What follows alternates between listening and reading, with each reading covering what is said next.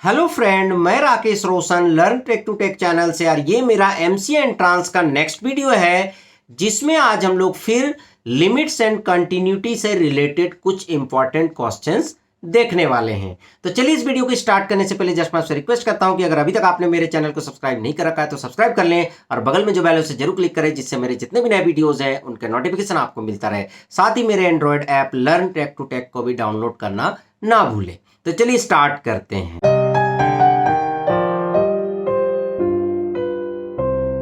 तो दोस्तों इस वीडियो में हम लोग 3 क्वेश्चन सॉल्व करेंगे। ठीक है, पहला ये है, फिर दूसरा ये है और तीसरा क्वेश्चन हम लोग यहां पे सॉल्व करेंगे। तो यहां पर जो पहला क्वेश्चन है वो ये है कि find all points of discontinuity of F.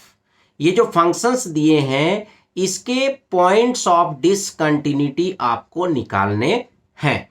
तो चलिए इसको एक एक करके सॉल्व करते हैं। तो सबसे पहले हम लोग इस क्वेश्चन को सॉल्व करते हैं। तो अगर इस क्वेश्चन को अगर आप ध्यान से देखेंगे तो यहां पर 3 कंडीशन है। x less than equal to -3, फिर उसके बाद -3 less than x less than 3 और x greater than equal to 3।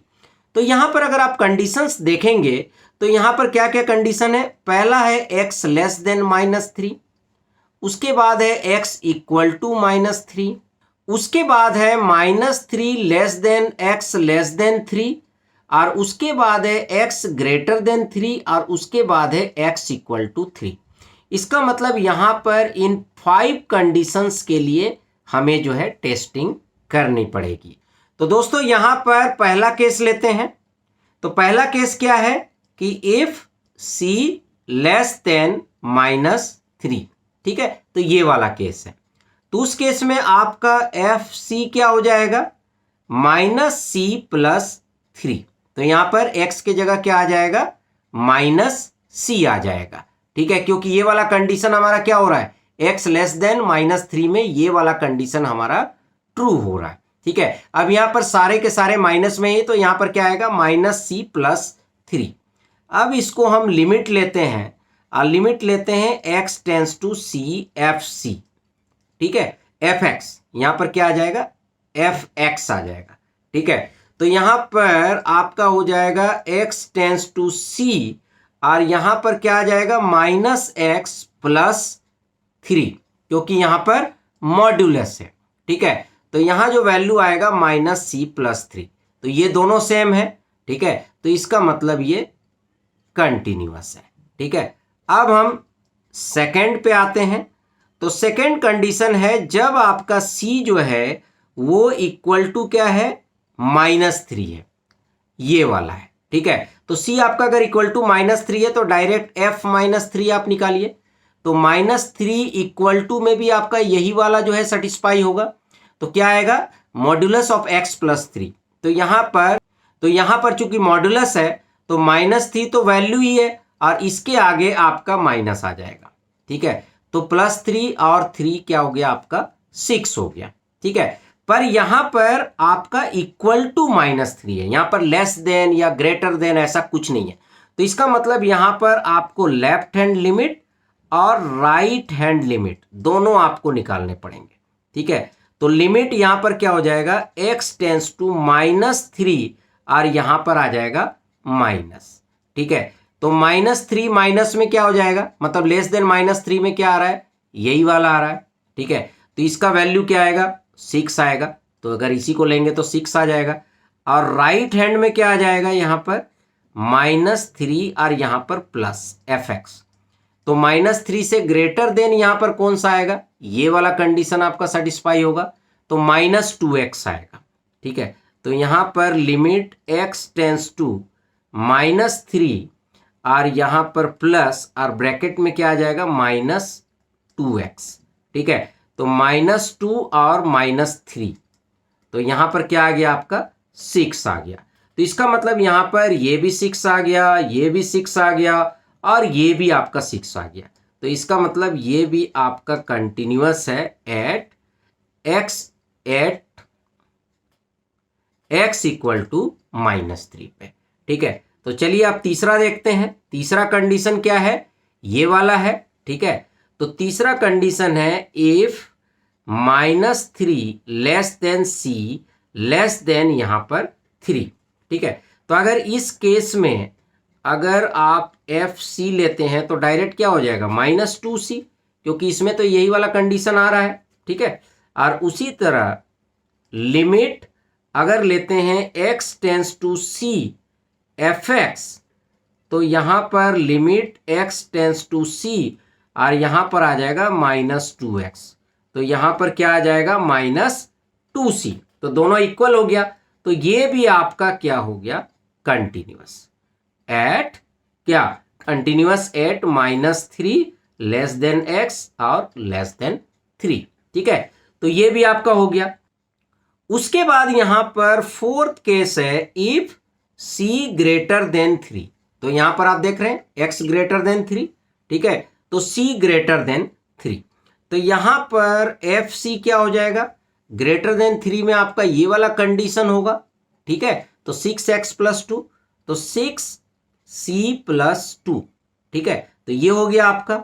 फिर आपका लिमिट x टेंस टू यहां पर c हो गया और fx, तो यहां पर भी वही होगा, तो 6c + 2 ही आएगा। ठीक है, तो ये भी आपका क्या हो गया कंटिन्यूअस हो गया, ये भी आपका क्या हो गया कंटिन्यूअस हो गया। अब हम लोग क्या करते हैं फिफ्थ केस यहां पर देख लेते हैं। ठीक है, तो फिफ्थ केस क्या बचा है x = 3 इफ c = 3। तो c = 3 में क्या होगा, तो चलिए देखते हैं। पहले लेफ्ट हैंड लिमिट निकालते हैं। ठीक है, क्योंकि यहां पर c = 3 आपका जो है x = 3 में ये वाला कंडीशन होगा। ठीक है, तो इक्वल टू में है तो लेफ्ट हैंड लिमिट और राइट हैंड लिमिट निकालना पड़ेगा।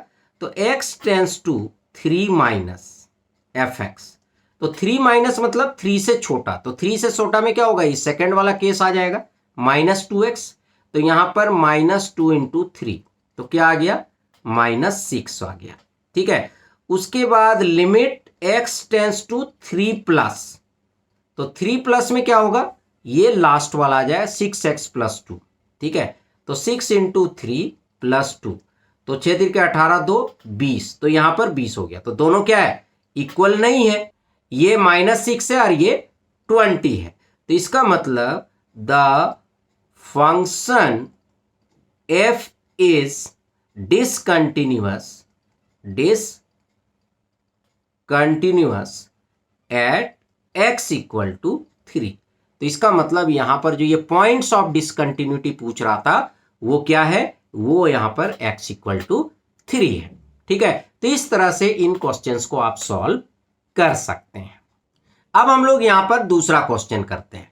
ठीक है, तो इस क्वेश्चन में भी हम लोग कर लेते हैं कि let c be any real number, c ले लेते हैं। ठीक है, तो इस पे अगर आप कंडीशंस देखेंगे तो कितने कंडीशंस हैं यहां पर x लेस देन 1, दूसरा x = 1 और तीसरा है x ग्रेटर देन 1। ठीक है, तो यहां पर हम पहला केस लेके चलते हैं जब आपका c लेस देन 1 होगा। ठीक है, तो पहला वाला हम केस लेके चलते हैं। तो यहां पर एफ सी क्या हो जाएगा, अगर लेस देन है तो ये वाला होगा, तो c का पावर 10 - 1, तो यहां पर x की जगह आप c पुट कर दोगे। ठीक है, अब उसके बाद limit x tends to c लेते हैं और f(x) लेते हैं, तो यहां पर x tends to c f(x) भी लेंगे तो भी यहां पर क्या होगा c का पावर 10 - 1 ही आएगा और ये वाला ही इक्वेशन आपका आएगा। तो दोनों इक्वल हो गया, तो इसका मतलब ये है कि ये कंटिन्यूअस है। ठीक है, एट x लेस देन 1। चलिए कोई दिक्कत नहीं है। तो उसके बाद सेकंड चलते हैं, इफ x = 1, नहीं सॉरी यहां पर c = 1 हो जाएगा। अब c = 1 पे चेक करते हैं।